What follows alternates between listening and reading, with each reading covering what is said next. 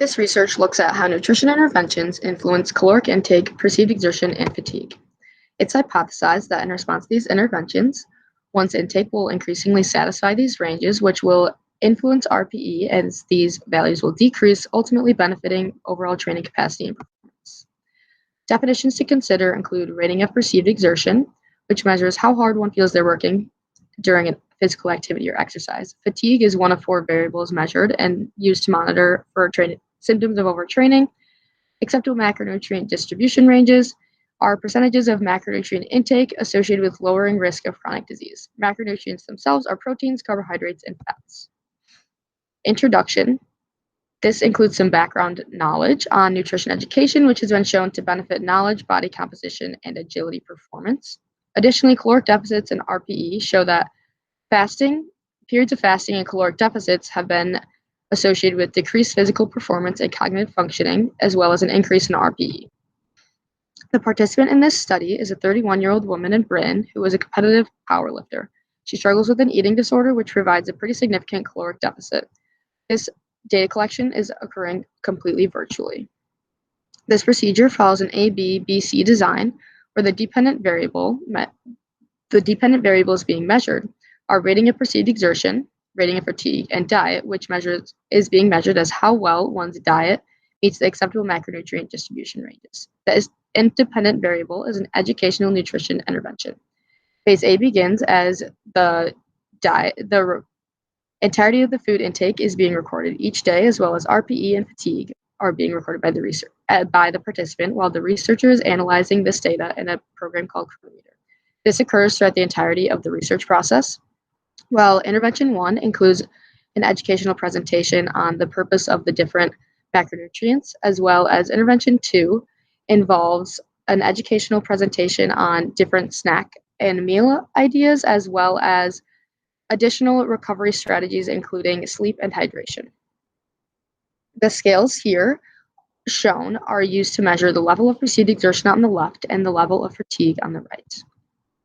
This graph shows the overall caloric intake over the research process of the data collection.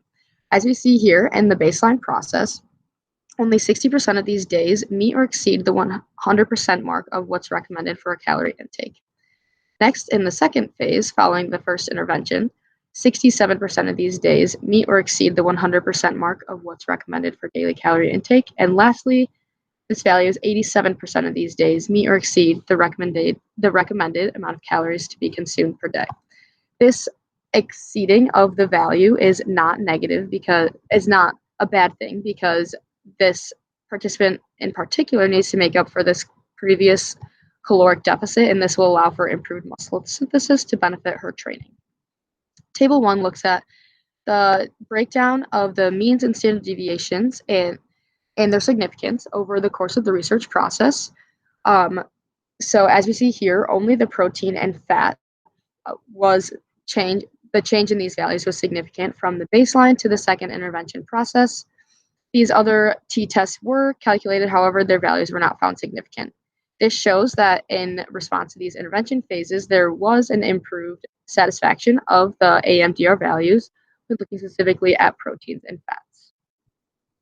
Next, we have the correlation table. This breaks down each macronutrient and shows their correlation between rating of perceived exertion and fats. These highlighted values here of calories, proteins, and fats show that as there was an increased consumption of calories, proteins, and fats, the rating of perceived exertion declined. This supports our hypothesis that as the acceptable macronutrient distribution ranges were satisfied, the rating of perceived exertion would decline. Although these values were all computed, these were the only 3 values to be found significant. There was also a correlation test between RPE and fatigue, and this was not found to be significant either. This brings us to our discussion, where we show that there were mixed results for our hypothesis, as not every component of the diet contributed significantly to the change in RPE. However, the overall calorie intake did improve, as well as the overall satisfaction of these acceptable macronutrient distribution ranges, which supports our hypothesis, as the rating of perceived exertion also declined. The participant reports that this was a very easy intervention, as she did not have to alter any daily routines. She just had to record. Lastly, she included feeling really good in her workouts and even recording personal records in her performance.